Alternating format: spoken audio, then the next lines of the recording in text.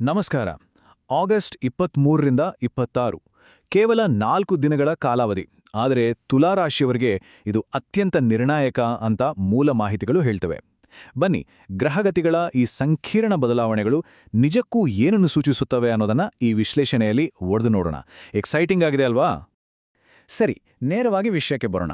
ಸಾಕ್ಷಾತ್ ಶನಿ ಭಗವಂತನೇ ನ್ಯಾಯ ಒದಗಿಸಲು ಸಿದ್ಧನಾಗಿದ್ದಾನೆ. ಮೂಲ ಮಾಹಿತಿಯಲ್ಲಿರೋ ಈ ಹೇಳಿಕೆ ನೋಡಿ ಎಷ್ಟೊಂದು ನಾಟಕೀಯವಾಗಿದೆ ಅಲ್ವಾ? ಇಷ್ಟು ದಿನ ಅನುಭವಿಸಿದ ಕಷ್ಟಗಳು, ಅಪಮಾನಗಳು, ನಂಬಿದವರಿಂದಲೇ ಆದ ದ್ರೋಹಗಳಿಗೆ ಕೊನೆಗೂ ನ್ಯಾಯ ಸಿಗುವ ಸಮಯ ಬಂದಿದೆ ಅಂತ ಇದು ಪ್ರತಿಪಾದಿಸುತ್ತೆ. ಶನಿದೇವನ ವಕ್ರಗತಿ ಮುಗಿದು ಫೈನಲ್ ಆಗಿ ಒಂದು ಒಳ್ಳೆ ತೀರ್ಪು ಸಿಗುವ ಘಟ ಇದು ಅಂತ ಸ್ಪಷ್ಟವಾಗಿ ಹೇಳಲಾಗಿದೆ.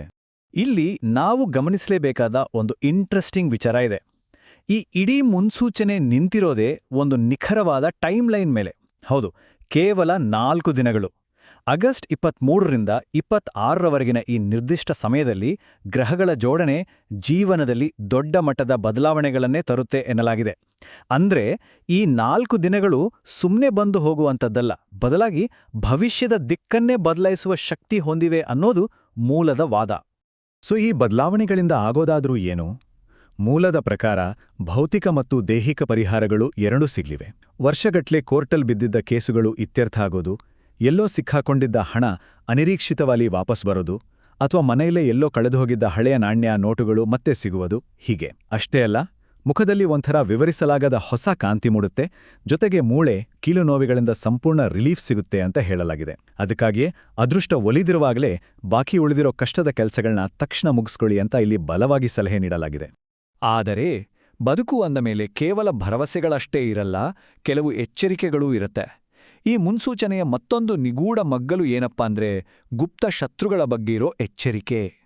ಯಶಸ್ಸು ಮತ್ತು ಸಂತೋಷನ ತಡೆಯೋಕ್ಕಂತಾನೆ ನಿರಂತರವಾಗಿ ಪ್ರಯತ್ನಿಸ್ತಿರೋ ರಹಸ್ಯ ಶತ್ರುಗಳ ಮುಖವಾಡ ಕಳಚುವ ಸಮಯ ಈಗ ಬಂದೇ ಬಿಟ್ಟು ಅನ್ನೋದು ಇಲ್ಲಿನ ಪ್ರಮುಖ ವಿಚಾರ. ಸ್ವಲ್ಪ ಶಾಕಿಂಗ್ ಅನ್ಸಿದ್ರೂ ಇದು ಗಮನಿಸಬೇಕಾದ ಅಂಶ. ಇಲ್ಲಿ ನಿಜಕ್ಕೂ ಆಸಕ್ತಿದಾಯಕವಾಗಿರುವ ಅಂಶ ಅಂದ್ರೆ ಹೊರಗಿನ ಪ್ರಪಂಚಕ್ಕೂ ಜ್ಯೋತಿಷ್ಯದ ವಾಸ್ತವಕ್ಕೂ ಇರೋ ದೊಡ್ಡ ವ್ಯತ್ಯಾಸ. ಹೊರಗಡೆಯಿಂದ ನೋಡಕ್ಕೆ ಅತ್ಯಂತ ನಿಷ್ಠಾವಂತರೆಂದು ತೋರುವ ಕುಟುಂಬದವರೇ ಆಗಿರ್ಬೋದು, ಅಥವಾ ಪ್ರಾಣಕ್ಕಿಂತ ಹೆಚ್ಚಾಗಿ ನಂಬಿದ ಆಪ್ತ ಸ್ನೇಹಿತರೇ ಆಗಿರ್ಬೋದು, ವಾಸ್ತವವಾಗಿ ಅವರೇ ಶತ್ರುಗಳಾಗಿರ್ಬೋದು. ಶನಿ ಮತ್ತು ರಾಹು ಗ್ರಹಗಳ ಸಂಯೋಗದಿಂದಾಗಿ ಈ ರಹಸ್ಯ ವಿರೋಧಿಗಳ ಅಸಲಿ ಬಣ್ಣ ಶೀಘ್ರದಲ್ಲೇ ಬಯಲಾಗಲಿದೆ. ಈ ಸತ್ಯ ಮೊದಲು ಆಘಾತ ನೀಡಿದ್ರೂ ಆಮೇಲಿದು ನಮ್ಮನ್ನ ಮಾನಸಿಕವಾಗಿ ಹೆಚ್ಚು ಬಲಿಷ್ಠರನ್ನಾಗಿ ಮಾಡುತ್ತೆ ಅಂತ ಮೂಲ ವಿವರಿಸುತ್ತೆ. ಇನ್ನು ಕನಸುಗಳ ವಿಚಾರಕ್ಕೆ ಬರೋಣ. ಶಕುನಗಳು ಈ ಮೂಲ ಮಾಹಿತಿ ಸಂಪೂರ್ಣವಾಗಿ ನಿಷ್ಪಕ್ಷಪಾತವಾಗಿ 2 ವಿಭಾಗಗಳಾಗಿ ವಿಂಗಡಿಸುತ್ತೆ. ದೈವಿಕ ಸ್ತ್ರೀ ಪುರುಷರು, ಶಿವಲಿಂಗ ಅಥವಾ ದೇವಸ್ಥಾನದ ಗೋಪುರಗಳ ಕನಸು ಬಂದ್ರೆ ಅದು ಪಿತೃದೇವತೆಗಳು ಮತ್ತು ಕುಲದೈವದ ಮಾರ್ಗದರ್ಶನದ ಸ್ಪಷ್ಟ ಸಂಕೇತವಂತೆ. ಆದರೆ ಇದಕ್ಕೆ ತದ್ವಿರುದ್ಧವಾಡಿ ಸ್ಪಷ್ಟವಾದ ನೀರು ಅಥವಾ ಹಳೆಯ ಮನೆಗಳ ಕನಸುಗಳು ಬಂದ್ರೆ ಹುಷಾರ್, ಅದು ಚಂದ್ರ ಮತ್ತು ಕೇತು ಗ್ರಹಗಳ ಪ್ರಭಾವದಿಂದ ಕುಟುಂಬದಲ್ಲಿ ಬರಬಹುದಾದ ಜಗಳಗಳು ಮತ್ತು ಭಿನ್ನಾಭಿಪ್ರಾಯಗಳ ಮುನ್ಸೂಚನೆ ಅಂತ ಸ್ಪಷ್ಟವಾಗಿ ಎಚ್ಚರಿಸಲಾಗಿದೆ. ಸಮಸ್ಯೆಗಳ ಬಗ್ಗೆ ಮಾತಾಡಿದ್ದಾಯ್ತು. ಈಗ ನೇರವಾಗಿ ಪರಿಹಾರಗಳತ್ತ ಸಾಗೋಣ.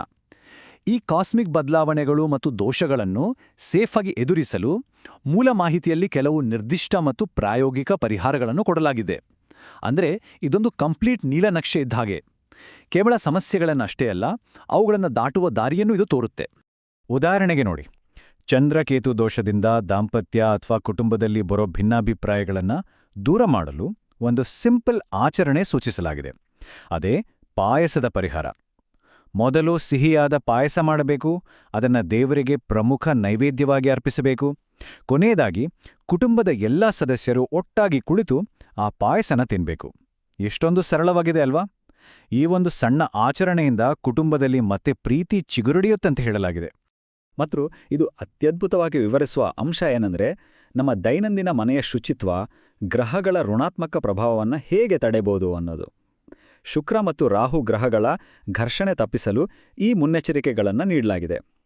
ರಾತ್ರಿ ಹೊತ್ತು ಕಸ ಗುಡಿಸಬಾರ್ದು, ಕತ್ತಲಾದ ಮೇಲೆ ಕಸ ಹೊರಹಾಕಬಾರ್ದು, ಮನೆಯಲ್ಲಿರೋ ಒಡೆದ ಗಾಜು ಹರಿದ ಬಟ್ಟೆಗಳನ್ನು ಬಿಸಾಡಬೇಕು, ಪ್ರತಿದಿನ ಶುಭ್ರವಾದ ಇಸ್ತ್ರಿ ಮಾಡಿದ ಬಟ್ಟೆಗಳನ್ನೇ ಧರಿಸಬೇಕು, ಮತ್ತು ಎಲ್ಲಕ್ಕಿಂತ ಮುಖ್ಯವಾಗಿ ಮುಂದಿನ ಭವಿಷ್ಯದ ಯೋಜನೆಗಳನ್ನು ಸಂಪೂರ್ಣವಾಗಿ ರಹಸ್ಯವಾಗಿಡಬೇಕು. ಇವೆಲ್ಲ ಮನೆಯಲ್ಲಿ ಪಾಸಿಟಿವ್ ಎನರ್ಜಿ ಕಾಪಾಡೋ ಪ್ರಮುಖ ನಿಯಮಗಳು. ಈ ಇಡೀ ಆಧ್ಯಾತ್ಮಿಕ ನೀಲನಕ್ಷೆನ ಒಟ್ಟಾರೆಯಾಗಿ ನೋಡಿದ್ರೆ ದೇವತೆಗಳನ್ನು ಮತ್ತು ಪಿತೃಗಳನ್ನು ಒಲಿಸಿಕೊಳ್ಳುವ ಪ್ರಾಮುಖ್ಯತೆ ಎದ್ದು ಕಾಣುತ್ತೆ. ಪ್ರತಿದಿನ ಬೆಳಗ್ಗೆ ಸಂಜೆ ದೀಪ ಬೆಳಗಿಸೋದು, ಓಂ ಪಿತೃದೇವತಾಯ ನಮಃ ಅಂತ ಜಪಿಸೋದು, ಶನಿದೇವರಿಗೆ ಉದ್ದಿನಬೇಳೆ ಸಿಹಿ ಅರ್ಪಿಸೋದು, ಕಪ್ಪು ಎಳ್ಳೆಣ್ಣೆ ದೀಪ ಹಚ್ಚೋದು, ಇದರ ಜೊತೆಗೆ ಕಾಗೆ, ನಾಯಿ ಮತ್ತು ಅಸಹಾಯಕರಿಗೆ ಆಹಾರ ನೀಡೋದು. ಗ್ರಹಗಳ ಸಂಪೂರ್ಣ ಬೆಂಬಲ ಬೇಕು ಅಂದ್ರೆ ಈ ಅರ್ಪಣೆಗಳು ಅತಿ ಮುಖ್ಯ ಅಂತ ಮೂಲ ಮಾಹಿತಿ ಬಲವಾಗಿ ಪ್ರತಿಪಾದಿಸುತ್ತೆ. ಆಧ್ಯಾತ್ಮಿಕ ವಿಚಾರಗಳ ಜೊತೆಗೆ ಇಲ್ಲೊಂದು ಕಟ್ಟುನಿಟ್ಟಿನ ಆರ್ಥಿಕ ಎಚ್ಚರಿಕೆ ಕೂಡ ಇದೆ. ಈ 4 ದಿನಗಳಲ್ಲಿ ಅನಿರೀಕ್ಷಿತವಾಗಿ ಬರೋ ಖರ್ಚುಗಳಿಗೆ ಕಡಿವಾಣ ಹಾಕಲೇಬೇಕು. ಇಲ್ಲಾಂದ್ರೆ ಏನಾಗುತ್ತೆ ಗೊತ್ತಾ?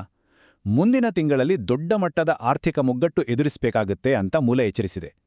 ಹಾಗಾಗಿ ಹಣಕಾಸಿನ ವಿಚಾರದಲ್ಲಿ ಈಗ ಹಿಡಿತ ಇಟ್ಕೊಳ್ಳಲೇಬೇಕು. ಕೊನೆಯದಾಗಿ ಈ ಸಂಪೂರ್ಣ ವಿಶ್ಲೇಷಣೆಯ ತಿರುಳೇನು? ಕಾಸ್ಮಿಕ್ ಕೃಪೆ ಅಥವಾ ದೈವಿಕ ಒಲವಿನ ಅಂತಿಮ ರಹಸ್ಯ ಅಡಗಿರೋದು ಕೇವಲ ನಮ್ಮನ್ನು ನಾವು ಪ್ರೀತಿಸಲು ಕಲಿಯುವುದರಲ್ಲೇ. ಎಂತಹ ಅದ್ಭುತವಾದ ಚಿಂತನೆ ಅಲ್ವಾ?